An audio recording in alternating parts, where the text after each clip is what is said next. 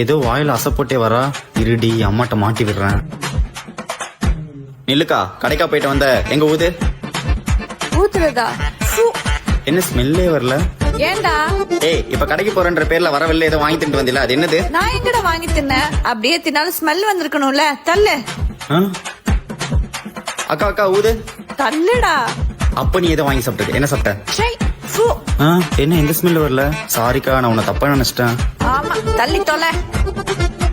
என்னமோ உன் தம்பிக்கு தெரியாம 5 ரூபாய்க்கு ஸ்நாக்ஸ் வாங்கிக்கிறேன்னு சொன்ன, வாங்கலையா?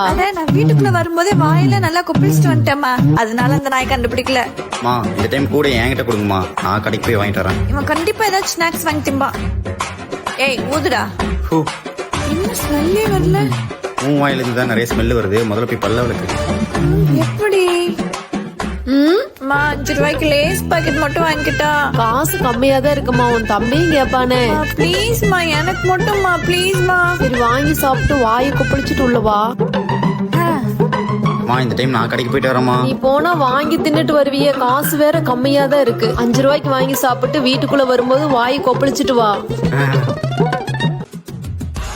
இவங்க கிட்ட காசு மிச்சம் பண்ணணும்னா இப்படிதான் பண்ணி